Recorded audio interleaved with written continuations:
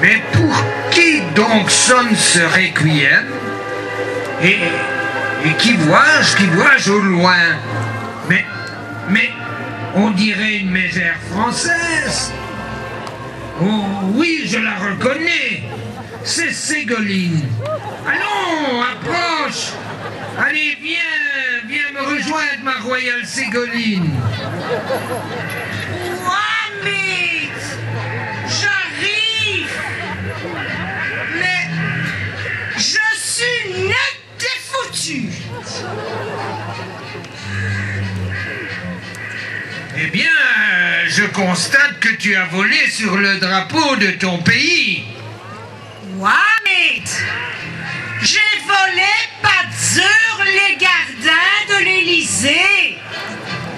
Et comme je n'ai ni eu de chance à les élections, j'ai volé les petits souvenirs. Allons, Ségolène, ne sois pas nostalgique. Il est trop tôt pour parler de souvenirs. Tu as encore bien d'autres sortilèges à réaliser. Je m'en promets, mais pour le moment, je me suis promis.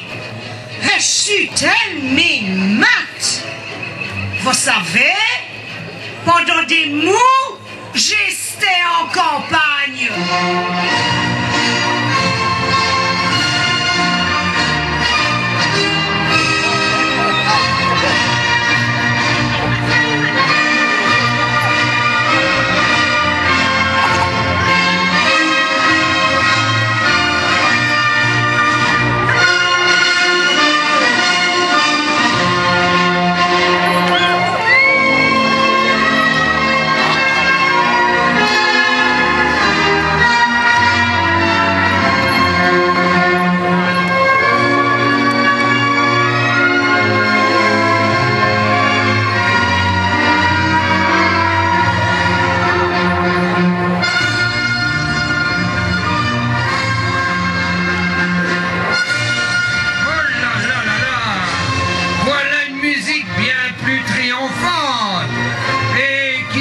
Conduit cette troupe de harpies bien joyeuse. Il faut n'y cacher ce Sarkozy. Elle fait la fête depuis 6 de mai. Et comme elle est là, elle leur vit surmée de l'île de Malte. Voyons, Ségolène, arrête de critiquer ainsi ton adversaire. Laisse-la rejoindre le podium.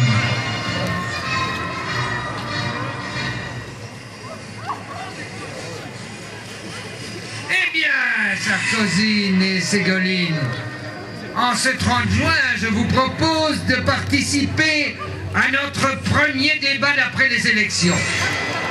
Prenez donc place de part et d'autre de cette table. Voilà.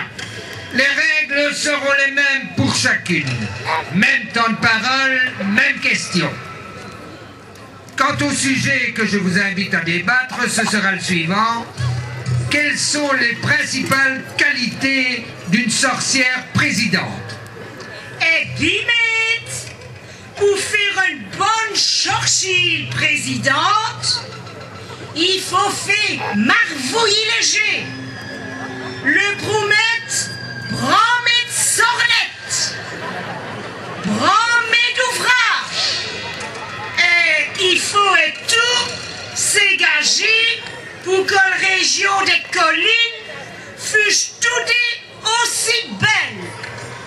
Et il faut faire voler tous les touristes et les nouveaux arrivés, pas sur les haies et les bouchons.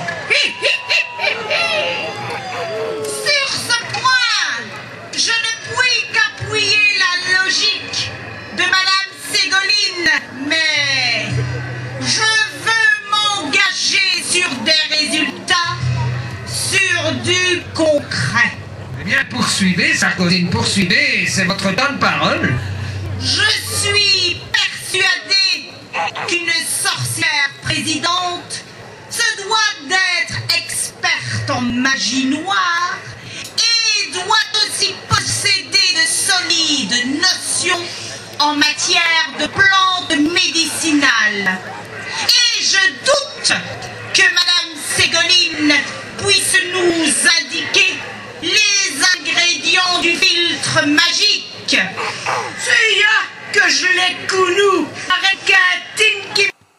Eh bien, énumérez-les, Madame Ségolène. Cela a lancé notre débat. Eh, douche mes Sarkozine. Je me suis uni à Skol et nommé ta tortue, ce diable, et ni vous. Calmez-vous. Ne me montrez pas du doigt avec cet index pointé.